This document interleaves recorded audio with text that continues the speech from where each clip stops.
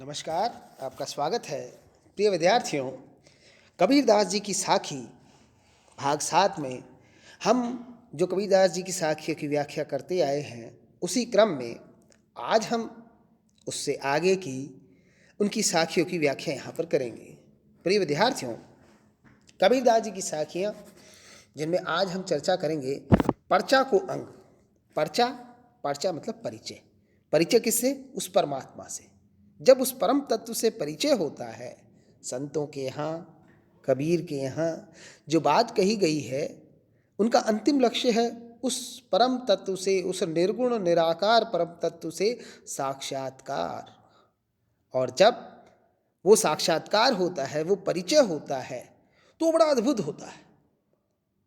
उस दृश्य का वर्णन करना बहुत मुश्किल होता है, क्योंकि वो अद्भुत है। ऐसा वर्णन है जो किया नहीं जा सकता। और कबीरदास जी कई बार कहते हैं, गूंगा केरी सरकरा खाए और मुस्कुराए। जैसे गूंगे को शक्कर दे दी जाए, गुड़ दे दिया जाए और बताए कैसा लगता है, तो वो बता नहीं सकता। वैसे ही उस परिचय का, उस ब्रह्म के घर का वर्णन करना, उस ब्रह्म से साक्षात्कार का वर्णन करना इन शब्दों के माध्यम से संभव नहीं है। उसे सिर्फ अनुभव ही किया जा सकता है। लेकिन फिर भी संत हैं, वे उस अद्भुत जो साक्षात्कार होता है, जो परिचय होता है, उसको जैसे तैसे शब्दों में बांधने का प्रयास करते हैं। और वही वाली बात यहाँ पर कर रहे हैं कबीरदास जी, और कहते हैं, हदे छाड़ी बेहद गया हुआ निरंतर बास, कमल जफूल्या फूल बिन को निरखे निज दास। कबीरदास जी कहते हैं, उस परमात्मा से साक्षात्कार के लिए इस हद को, इस सीमाओं को, इस संसार और इस दुनिया की सीमाओं को छोड़कर, इस जीव की शरीर की जो हद है, सीमा है, उसको छोड़ करके बेहद में निवास करना पड़ता है। तो हदे छाड़ी बेहद ही गया, उनकी आत्मा इस हद और इन सीमाओं को छोड़ करके बेहद में चली गई। हुआ निरंतर वास, और समाधिस्थ अवस्था में वहाँ पर निरंतर वास करने लगी, जहाँ पर परम तत्व से साक्षात्कार होता है। कमल जफूल या फूल बिन, तो वहाँ पर कमल, ऐसा कमल है जो फूल गया, फूल के बगैर। कमल है लेकिन वो भी फूल के बगैर। सहस्त्र कमल जो समाधिस्थ अवस्था होती है, प्रिय विद्यार्थियों, जब हम उसकी साधना की बड़ी गहराई से चर्चा करेंगे, तब आपको ये जानकारी होगी कि वहाँ पर सहस्त्र कमल की बात कही गई है, और वह सहस्त्र कमल फूल नहीं है। इसलिए कहते हैं कमल जब फूल या फूल बिन। बड़ी अद्भुत घटनाएं होती है वहाँ पर। फूल के बिना ही कमल खिल रहा है। को निरखे निज दास, उसे तो सिर्फ और सिर्फ जो परमात्मा का दास है, परमात्मा का सेवक है, परमात्मा का साधक है, वही निरखे मतलब निरख सकता है, देख सकता है। अन्य कोई भी उसे देख नहीं सकता। अगली साखी कहते हैं, सायर नाही सीप बिन स्वाति बूंद भी नाही, कबीर मोती नीप जे सुन्नी शिखर गड़माए। प्रिय विद्यार्थियों, शून्य शिखर साधना की अवस्था होती है जब ध्यान सर के ऊपर, जीवा से राम नाम कंठ, नाभि से होता हुआ ऊर्ध्वगमन करता है और बंकनाल से चढ़ता हुआ सहस्त्र कमल की ओर बढ़ता है। और वह समाधिस्थ अवस्था होती है। उस समाधिस्थ स्थिति को, समाधि की स्थिति को वहाँ पर शून्य शिखर कहा गया। वहाँ पर शून्य है, कुछ भी नहीं है। और वहाँ कैसा है?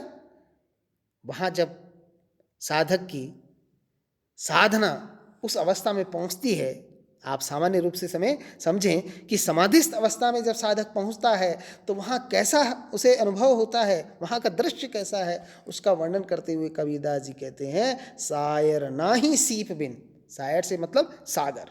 वहाँ पर कोई ऐसा सागर नहीं है जो सीपों के बगैर हो।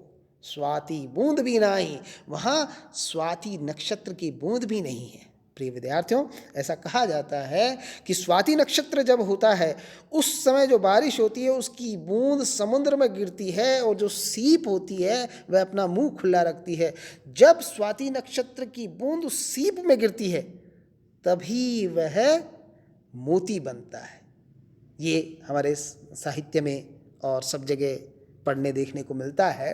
तो कहते हैं वहाँ पर कोई समुद्र सीप के बगैर नहीं है, लेकिन वहाँ पर स्वाति नक्षत्र की बूंद भी नहीं है। तो बड़ा अचंभा होता है। कबीर मोती निपजे, उसके बाद भी, स्वाति नक्षत्र की बूंद नहीं होने के बाद भी कबीरदास जी कहते हैं वहाँ पर तो मोती ही मोती निपजते हैं। मोती ही मोती निकलते हैं सीपों में से।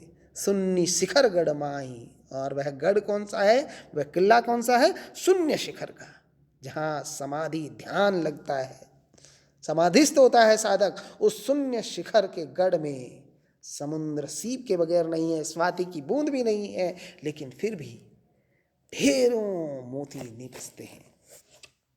आगे हम बढ़े प्रिय विद्यार्थियों। कबीरदास जी कहते हैं, घट माहे ओ घट लया, ओ घट माहे घाट, कहे कबीर परचा भया, गुरु दिखाई बाट।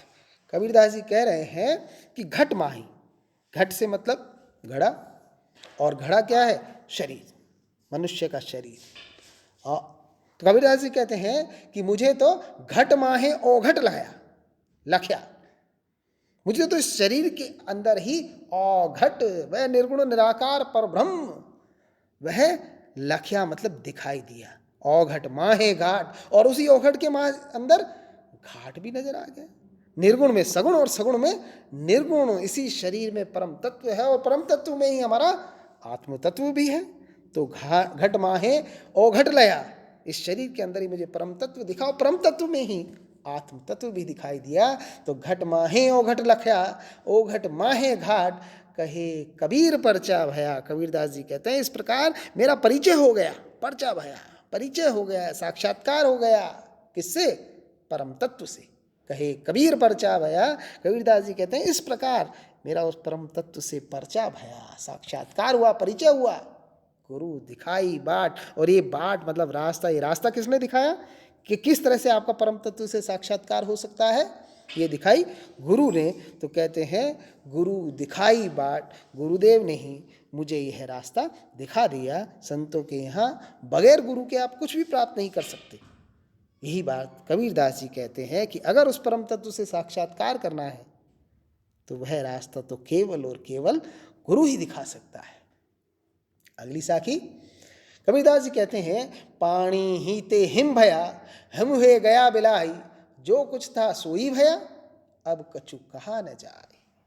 तो परम तत्व क्या है, ये आत्म तत्व क्या है, जब इसकी बात की जाती है, ये दो पंक्तियां उनकी रहस्यवादी उक्तियों में भी बड़ी महत्वपूर्ण रूप से रेखांकित की जाती है।